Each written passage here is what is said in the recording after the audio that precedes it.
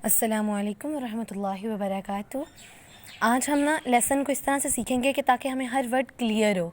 आज हम सिर्फ एक ही आयत पढ़ेंगे, आयत नंबर 20, और उसको जो है मैं आपको सिखाने के लिए आज एक नया तरीका जो है वो यूज़ करी। और आपने क्या करना है कि इन सारे हरूफ को आपने एक पेज पे लिखना है कि नरम हरूफ कौन से हैं, सीटी वाले हरूफ कौन से हैं और मोटे हरूफ कौन से हैं। और वो पेज आपने जो है वो अपने कुरान के साथ रख लेना है। जैसे ही जिस पेज पे आप जाएं, आप उस पेज को रखें और देखें कि कौन सा हर्फ नरम अदा करना है, कौन सा जो है वो बारीक अदा करना है और कौन सा मोटा अदा करना है। अब इसको देखेंगे। यकादू में सबसे पहले काफ है, यकादू। अब यहाँ आ गया है यकादू। यकादू है काफ और अलिफ। अलिफ से पहले ज़बर आ गई है, इसलिए इसको हम मद्दा के तौर पे पढ़ेंगे। हमने इसको 2 अलिफ के बराबर लंबा करना है। यकादू, इस तरह के ये 2 अलिफ के बराबर लंबा हो। कैसे? आप 2 अलिफ को यूँ बंद कर, 2 उंगलियों को यूँ बंद कर सकते हैं। जब इसको पढ़ने लगें तो आप 2 उंगलियों को खोलेंगे। यकादू, यकादुल बर्क़ु।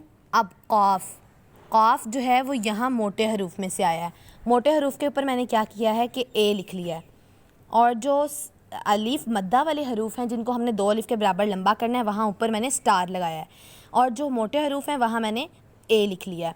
यकादुल बर्क़ु। अब यहाँ रॉ भी जो है वो मोटा अदा होगा। रॉ जो है वो मोटा अदा होगा, इसको पूरे अदा करेंगे। रॉ को मोटा अदा करने वाले हरूफ को हम इस तरह अदा करते हैं कि मुँह जो है वो गोल हो जाता है। यकादुल बर्क़ु यख़्तफ़ु। अब यहाँ 2 मोटे हरूफ हैं, ख़ा और ता, लेकिन फ़ा को मोटा नहीं करना है।